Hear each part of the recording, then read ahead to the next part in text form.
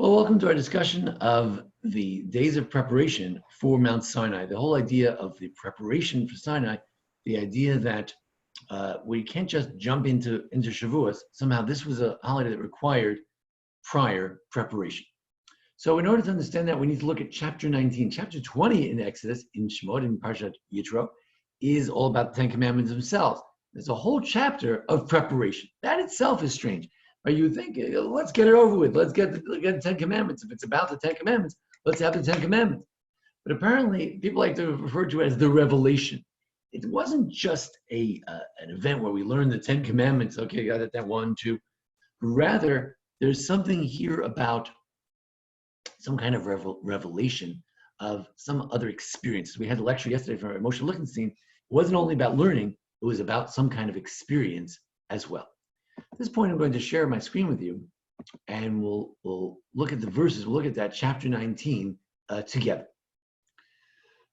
Chodesh HaShlishi was in the third month, so you have the month of Pesach, and then you have the month of Lag Bomer, and now the third month of Sivan, and Nisan, Iyar, Sivan.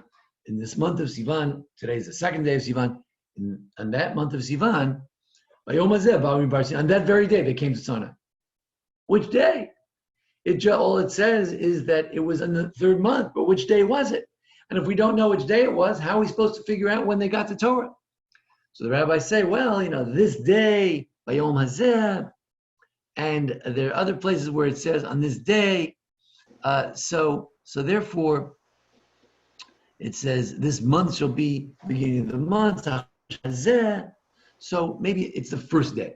Now we know already what day it is. Now we can try to figure out if they had 3 days of preparation. Came on the first day. So we're getting somewhere that the Torah was given on the 4th, 5th day. But the rabbis say God gave us 1 day to rest. Here is the Gemara from Shabbat 86, Shabbat 86b and 87a. And there it says that there was a day to rest. So they came on the first day. They rested on the second day. Third day, they got everything we're about to learn about.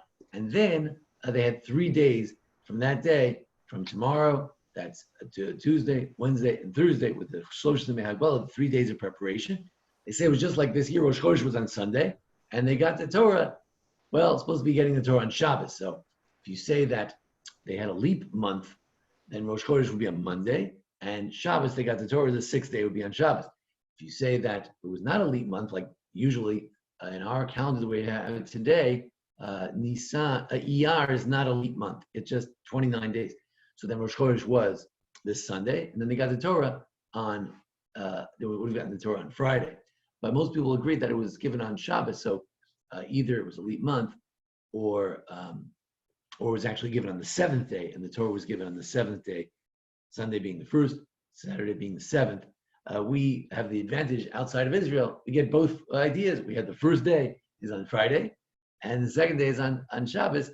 So on the 7th, so we commemorate both the 6th and the 7th day of the month. So it's interesting what day it was. Okay. The idea that we don't have a specific day in which the Torah was given is the idea that Torah is universal. Torah is everywhere. Torah is all the time. We don't know where it was. Nobody knows exactly where Mount Sinai was. You can try to figure it out, but we don't know. We don't care, because the Torah was given in the desert for all to take, and we don't know when it was because we don't want to give a specific time, because every day is as if the Torah was given on that very day. Okay, moving along. By Yisum Refidim, they went on from Refidim. By Avomi Bar Sinai V'Achnu Bar, they encamped on that mountain. Seems that they already camped there. They got there already. This verse is going backwards. In any event, Negedar, Vayichan Sham Yisrael Negedar. They, doesn't say they, it says he encamped there, Israel. Who encamped? Israel encamped across from the mountain. So it's a collective noun that it's Israel, meaning one person. So it doesn't say they, it says he encamped. But the Rashi and the rabbis and the Chilta, the Midrash, says, he encamped, Ish Echad, the Lev Echad. They were like one person with one heart. So when we think about these days of preparation, we shouldn't only think that, we have to get holy during these days, that's for sure. But also, during these days, we have to improve our Ish Echad, B'Lev Echad. We have to improve our connectedness with others, are being like one heart, one person with all of Israel, to connect with all of Israel. We may be in different rooms and we don't have synagogues, we're out in our different houses, but we're all connected, one heart, one people. So maybe that's part of the preparation, is to be like that moment. Rashi says, at that moment, they encamped with one heart, like one person, but every other encampment, there was dissension and split. So we don't want to be like those other encampments. We want to be like this encampment. Moshe Elokim, we're reading chapter 19 in Exodus, getting ready for getting the Torah for the Ten Commandments in chapter 20. When Moshe went up to God, but he cried aloud Hashem minahar, but then God called him. We say he went up, but you can't really go up to him. He went up to the mountain, he's closer. But then God called him from the mountain, and he said, Ko tomar levet Yaakov v'tagei livnei Israel. So you should say to the house of Jacob, and so should you tell the children of Israel. So the rabbis were intrigued.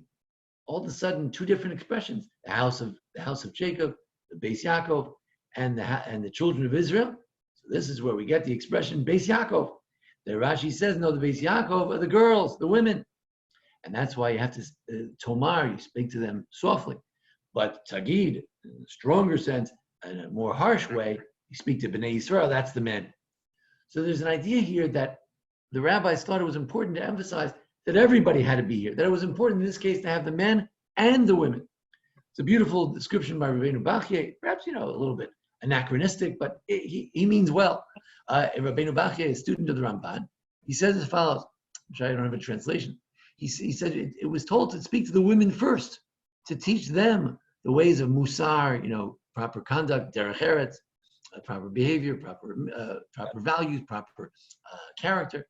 Want to include the women, want to egg them on in Torah and mitzvos, and to tell them the Rashi Prakim, want to tell them the main ideas, because that they can't necessarily understand all the general ideas, but the at Mount Sinai was the general headlines. And again, this is based on the idea that women were not as educated in those days, maybe an appropriate statement in the 1300s.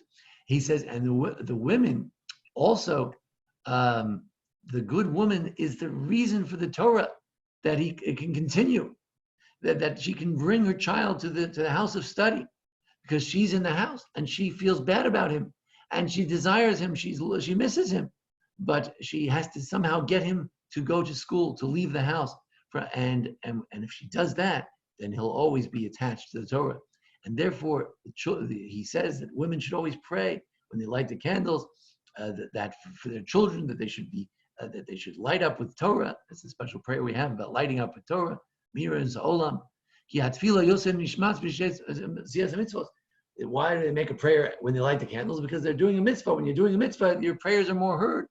So it's a beautiful idea that somehow it was important for the women who somehow, even though it's Talmud says the men have to teach their children, but everyone understands that if the woman encourages the children, one encouraging word can make a big difference. I remember one time I was a kid, and I unfortunately used to watch a lot of television. So I was walking to the television room but I had my Talmud under my hand, and my mother said to me, she was sitting on her bed talking on the phone or something, and she said, the Talmud's very important. It's when you have the Talmud, that people who study the Talmud, they seem to really get into it. And she just that one idea, she planted the idea in my head that Talmud's important. And so the woman has such an important role that whereas many verses of the Torah kind of exclude women, but here when we come to this important moment of giving the Torah, we have to emphasize the women particularly, because it's really they who are in charge of the next generation. Shimshon Fal Hirsch says that he says God had told Moshe at the burning bush, which is Mount Sinai, he told them that you're going to worship God on this mountain. But they didn't know what that meant. So he says, this is it. The Shimshon Fal Hirsch says he's telling the people, this is it. Now we're going to worship God on this mountain. And what else? He said this basic idea that we have to make our hearts closer to God, that we are all the house of Jacob, we're one family, especially the women who are the pillars, the middle pillar that holds up the whole life of the family. They particularly needed to be told about this, to be included in this important gathering. So it's a time when we think about our families. The Shalah, the great mystic, said that the day before Rosh Chodesh Sivan, we should prepare even before Sivan, before the 3 days of preparation, which start tomorrow. Even before that, Erev Rosh Chodesh, on this past Shabbos, we should pray for our children. There's an idea that this is a time to pray for all future generations. After all, it was at Mount Sinai we became the Jewish people. Some say we converted at that point. That's why we read the book of Ruth on this holiday. He says, "You've seen all that which I did in Egypt. I lifted you on the wings of eagles, and I brought you to me." So I want to understand, what are these verses? What kind of stuff did he insist that was told to the children of Israel, to the women and to the children? He says, "Thus you shall tell the house of Jacob." What were the important messages that God thought so important to tell us before he gave us the 10 Commandments? In other words, it's not just the commandments that make the covenant, but somehow these words that are said in this chapter 19, these are they. This is it. This is the stuff of which the covenant is made. This is the prerequisite to get ready for Sinai. What did he want to tell us? He wanted to tell us that he brought us from Egypt on the wings of eagles. Rashi says that eagles carry us on their wings, so in case anybody shoots an arrow from below, we won't get hit. It's this loving image that somehow God is carrying us like a mother carries a child, and he brought us to him. What does it mean God brought us to him? I brought you to me, he says. Well, Shadal says he brought you to Israel. He didn't tell them about Sinai yet, so I'm bringing you to me, to Israel. And Ibn Ezra says it means Mount Sinai. But I'm bringing you to me, away from Egypt where they own you. Here, nobody owns you, I do, and I'm bringing you closer to me. So the first thing of Shlosh Yemei Hagbala, it's about coming close to God. Torah is all about coming close to God. That's the essence of it. And what else did God say that was important to tell the Jews before the official Sinai, the official 10 Commandments? He says, if you listen to my voice and you keep my covenant, because it's all about the covenant, we're making a covenant with God. It's fully fleshed out in the end of Mishpatim. After he tells them the details of the laws, it's fleshed out an actual covenant moment where he sprinkled the blood and he said, this is the covenant. But he says, keep my covenant and you shall be to me a treasure from all nations. Perhaps even though all the earth is mine. All the earth is mine, but you're the treasure. What does this mean? So apparently this idea that we are the treasure of God, this is one of the important ideas he wanted to convey at Mount Sinai. So David Tzvi Hoffman, the great rabbi in Germany, he said, if you want to worship me on this mountain, as I'm commanding you, I want to fulfill, if you're going to fulfill my commandments, then I'll fulfill my promise. There were 4 promises, 4 languages of redemption for which we have 4 cups. One of the languages of redemption, right after the burning bush in the beginning of Parshat Va'era and Shemot, was Exodus 6, Lakachti etchem li la'am. I am going to be to you a people. So the idea that God says, you're my segula, you're my treasure, you're my treasured nation. This means that God is taking us as his people. He says, you keep the commandments, you keep the covenant, you'll be my people. That's what it means to be a treasure. Rabbi Yosef B'Choshor says a segula. We don't know what segula is. It's a very difficult word. We are a segula. Today they say, if you wear a red thing around your finger, it's a segula. There are a lot of things. It means like a good luck charm. You are my good luck charm. It's hard to say. The Yosef B'Choshor, usually we translate treasure. You're to be a treasured nation. Rabbi Yosef B'Choshor, one of the Tosfot people, said it's a language of belovedness, honor, and chavivus, chabibi, love. So it means we are a beloved nation. There's an idea, Shavuos is all about the marriage of God and the Jewish people. It's about love. That what did God tell us before Sinai? How do you prepare for Sinai? We come together as a people. We remember that God took us as his nation. And we remember the love that God had for us. Rav Samson Frau Hirsch says the idea that we are a treasured nation is a very important stipulation, that we become like a choir, we become his, we are his, we belong to him with all of our limbs and sinews, it's all his. in every aspect, in all of our desires, in all of our being, in all of our longings. It should be for him. He says, that's what it means to be a segula, be a treasure. He says, it means we are his. Item li. The main word is not the treasure. It's me. You will be mine. That's the key word. There was a tour. The Rosh had a son named the Tour who wrote one of the first codes of Jewish law. He also has a commentary, and he says as follows: the whole world is mine, and I chose you.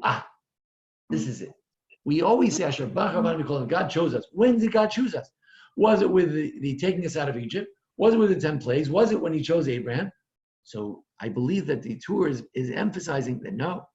When we get an aliyah to the Torah, we say that God chose us because it's at the moment of Sinai that God chose us. When God chose us, you are my treasure. He's saying here at Mount Sinai, I chose you. Of course, the other moments of choosing are also elements of choosing, but there's an element of the ultimate choice right here. You are mine, and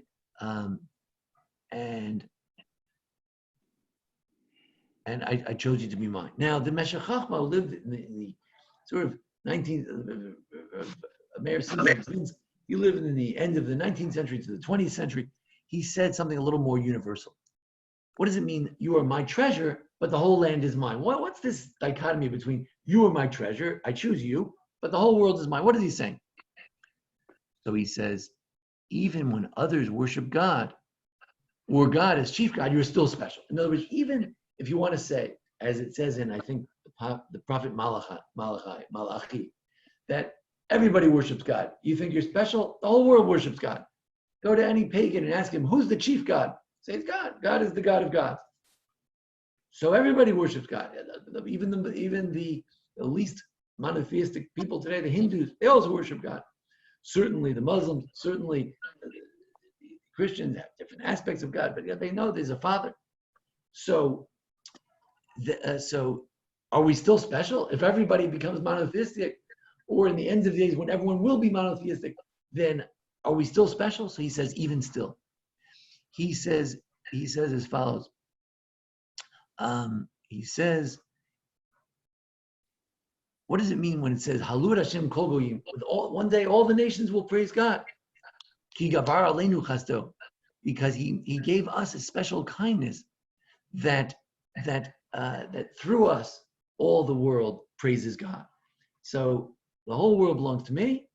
I've chosen you to do what? Be a light unto all the nations.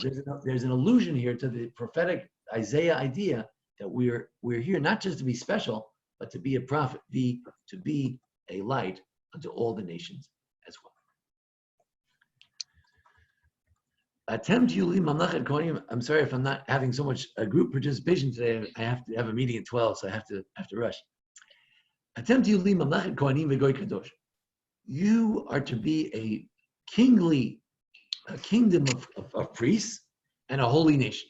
These are the words that God said to the Jews. So a couple of verses. This is what God wanted to tell us before Mount Sinai. You're my treasure. I'm speaking to all of you, men and women. You are mine, and you're to be a holy nation and a nation of priests. What does it mean? So is this a status regarding themselves or vis-a-vis others? Am I special as a Kohen? Oh, I'm a Kohen? Or no, I'm a Kohen to others. My son Tani says, a Kohen that we know and love ministers to the Jews. The Jews are the Kohanim that minister to the whole world. Or no, it's Kohanim. I'm a Kohen vis-a-vis myself. So different ways of looking at that, and different commentators will take it in different ways.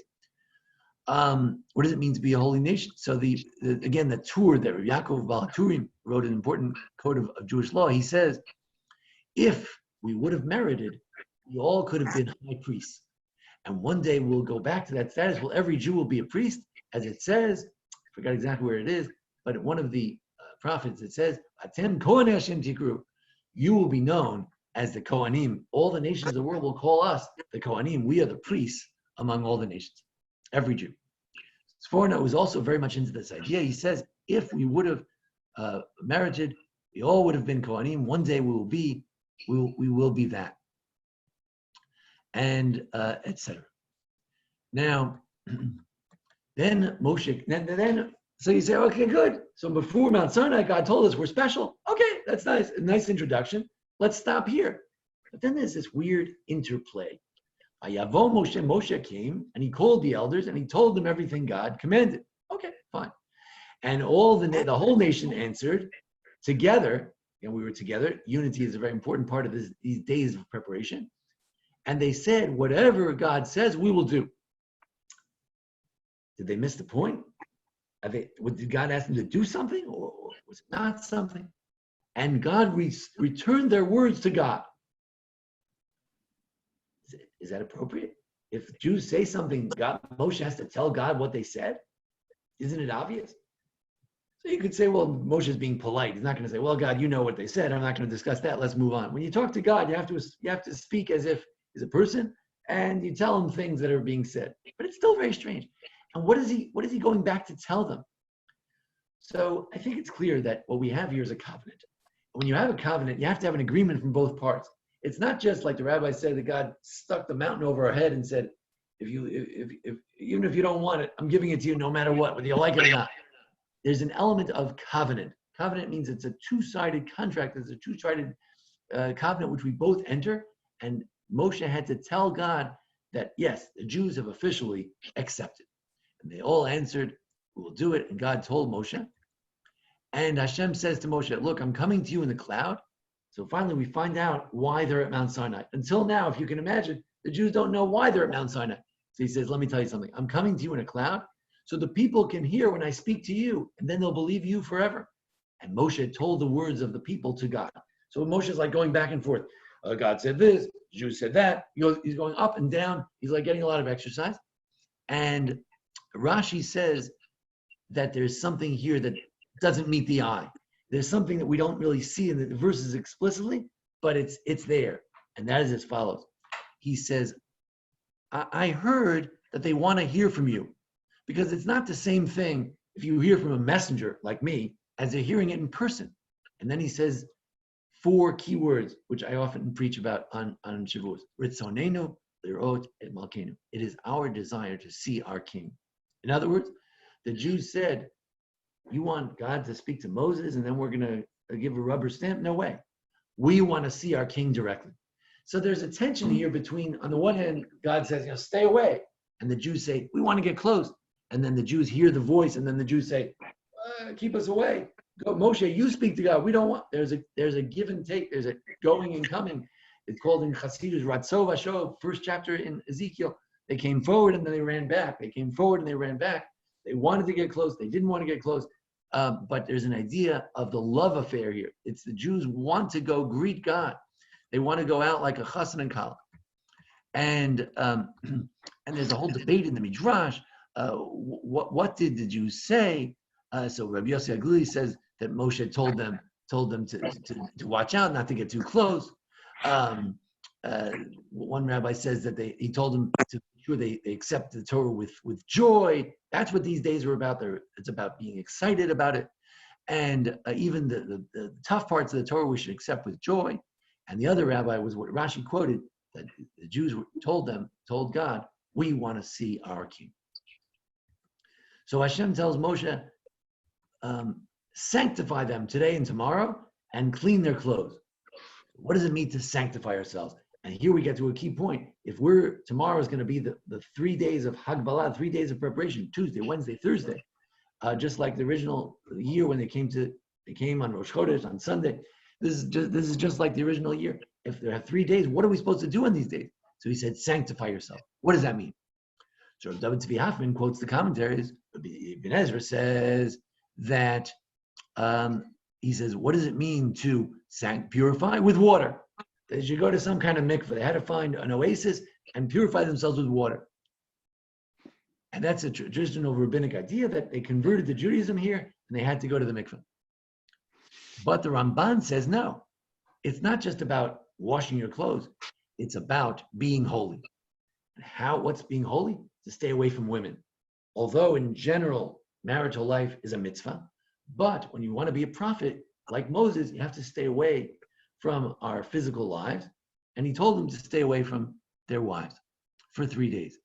And that was the holiness. How should it be holy? To refrain from things that are permitted. Generally, they're permitted. You want to go a step higher. That's the Ramban's theory of holiness from the Parsha of Kedoshim, Leviticus 19, that to be holy means to refrain from things that you could partake in, but you don't for a particular period. And that's his idea. The Rambam's son, who's a mystic, who's more of he's very into sort of the Muslim mysticism. So he said that it's a Kedusha Panimis. It was an inner holiness that they should achieve. I just want to remind everyone that that's a little bit too close to the Christian idea that you sanctify yourself inside rather than outside. But in any event, the rabbis say it's an outer sanctification, but clearly the outer sanctification is a symbol of the inner sanctification. So, and he says, be prepared for the third day. On the third day, God will come to the eyes of all the people. So we're going to have a direct revelation of God. We're going to see God. So all the commentaries say, well, you can't really see God. Nobody sees God. And the Shadal says that this is where they found out they were actually going to see God. This is the big surprise. And the Malbim points out an important point, which is the point of this whole class, which is you can't have this level of seeing God unless you prepare yourself. You can't reach that level. The Jews are going to reach this high level of seeing God. We have to be prepared. That's what we did during this chapter. That's what we did in the 3 days. But the question is, are they really going to see God? Are they really going to have a prophecy? Is everyone going to hear the words from God? I am the Lord your God that took you out of Egypt from the house of bondage. Is that going to happen? So the Malbim says, he says, yeah, if you want to have this high level of prophecy, you've got to prepare yourself. And the Sphard-Beth says, yeah, you've got to prepare. Even your body has to be holy if you want to have prophecy. But in general, we need to know that there's a debate, and Rabbi Lichtenstein alluded to it yesterday, a debate between the Rambam and others. The Rambam thinks that, no, the Jews were on too low a level to ever have had any prophecy at this moment. At this moment, all you can have is, they could have a general sense that God was speaking to them. They heard a muffled sound, and they said, that must be the voice of God. Others would say, that's terrible. It's very important in Judaism to realize that at one moment, we actually heard God ourselves. So a beautiful description of this is as follows. I found this from a book about the Mornevuchim. He says, can anyone become a prophet? So Maimonides thinks that people's views on prophecy mirror their own views. He says, basically, the Rambam says that not anyone can be a prophet. Prophet is the highest level of quotidity. Prophecy consists of the overflow of God. Only a scholar can be a prophet. The masses can never be prophets. However, according to the supernaturalist view, prophecy is a miracle. It's a gift. God could give the gift to Saul, King Saul, give it to any fool. You can give it to Jeremiah, who said that he was a fool. So anybody can get it. And the Rambam says, no, only a scholar. So can all the Jews at Sinai get real prophecy? No. Can all the Jews in the end of days get real prophecy? Not really. According to the Sphard-Beth, of course, one day God will give a gift of prophecy to all people. The big debate here, what did Jews experience? What were they ultimately becoming prophets, or only something akin to a prophet? Only something, a special experience, but something short of prophecy? That's the question. But either way, great preparation was necessary. He told them these are the key words, v'hig balta, to make boundaries. And that's why we call it the 3 days of boundaries, the 3 days where we bound ourselves, we prepare ourselves for Sinai. So there's great punishment. You'll be shot if you go too close to the mountain. There are great punishments to it. And I'll conclude with the words of the Shemi Shmuel. He says that you have to prepare yourselves. You have to accept the yoke of heaven. And when they accept the yoke of heaven, when they go away from impurity, they bring themselves closer to holiness, as the son of the Rambam said, they prepare themselves with great holiness, then and only then will we prepared to receive some vision of God, whether it was actual prophecy or something akin to it. Only then could we do so. 3 days, Moses says, stay away from the women. And then on the third day, there was that great experience, as Rabbi Lichtenstein spoke about yesterday, not just the words of the Torah, but the experience of Sinai, and thunder and lightning, a cloud, the sound of some mysterious shofar, which will be the shofar of Mashiach one day. And everyone trembled So it turns out it wasn't quite as wonderful as they thought. They thought it would be great. They'll hear God's voice. They'll hear the king. They'll see the king. But actually, it was a very awesome experience. And this idea of getting close to God, then reeling back, this is the way it works. That's how we have a religious experience. We try to get close, then we realize how great God is, and then we jump back. This is the experience at Mount Sinai. These are the days of preparation, to be closer to other Jews, to be like one people with one heart. It's preparation and going away from the physicality of our physical lives, even if it's permitted, just for a little bit. It's the days of remembering that we were chosen. It's the days of remembering that we have a holiness. We're called on to be holy. It's the days when we remember that our mission, to hear the Jews and to be a voice unto the entire world, that treasure, because God is the whole world belongs to God, and He wants all of us to share with everyone the message of holiness and kedusha. So why do we have a whole chapter that says almost nothing? It says very little. That you should be a holy nation, and you have a whole chapter about God telling us this before Mount Sinai, because the preparation is as important as the event itself. Mount Sinai is about the Ten Commandments, but even more, it's about the chosenness, it's about the love, it's about the marriage of God and the Jewish people, and ultimately, it's about our closeness with God, which is what the Torah, in its essence, is all about. But we can't forget the interpersonal element, that we have to be close to others, to share with others, because that's also a part of being a holy nation. So this point, I'll stop. I unfortunately have to go run to something else. Any last comments or questions? Dr. Joe? Rabbi, this was wonderful. Come close to me, the connection. We don't want to be alone. Are we saying that Hashem created us because Hashem doesn't want to be alone? Right. The marriage implies that, right, marriage is based on loneliness. Yes, Yeah. The Jewish people are very lonely people. We have no natural friends. And right. God is lonely because there's no one like God.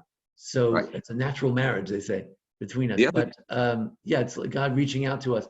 God, yes, caressing us. Because. And the other thing is that Abraham didn't hate Ishmael, but he had a favorite. And Rebecca didn't hate Esau, but she had a favorite. And Jacob didn't hate the brothers, but he had a favorite. We are made B'Tselem. Same thing. We're following the same image. But to me, that's the message. The whole thing is a message of tshuva. Sin is getting away from God. Tshuva is you come closer. That's what the whole thing, 24 hours is spent on one word. Yes, the key word in this chapter is ba'avi. From that perspective, is ba'avietchem elai. I brought you to me. Right. That experience, whether it wasn't really Israel, but at that moment we came closer to Him. Yeah, and that's it's all about the It's all about being part of God's community. As Rabbi Lichtenstein explained yesterday, we have a strange view of it. We don't just close our eyes and imagine being close to God. We become part of His Torah, and by being part of the mind of God, that's how we have a mind meld with God, rather than just purely spiritual experience. And that's why the laws are important. In other words, the next chapter is important. We can't leave that alone. This chapter is very spiritual, but then the next chapter is very legal, but it goes together. That through those laws somehow, through honoring your parents and not killing somebody, somehow that itself is part of that welding with God and coming to God and getting closer with God. And one more question. Who are those three wonderful children behind you in the pictures? Those are my three oldest before the other one was born. The other pictures on this side. Thank you, Rabbi. That was wonderful, as always. Thank you very much. Well, thank you all for joining us. Rabbi. And Rabbi. Yes. Thank you. I've been going through some deep reflection since I've been counting the Omer, and I'm looking back now and I see that it's a preparation, and it makes me more excited for Shavuos. So thank you for your teachings. Thank you. That's right. The more we prepare, the more we're ready to go. And thank you, Sherry and Faye, Ross, Jacob, and Dr. Levy. Michelle, welcome to everybody, and we hope to see you again tonight at 8 o'clock is in Pirkei Avos, 7:15 is learning. Next class for Shavuos will be Erev Shavuos Thursday at 11:30. Hopefully we'll join you at that time. We have also Yizkor at 6:30, Erev Shavuos. Take care. Thank you. Tonight.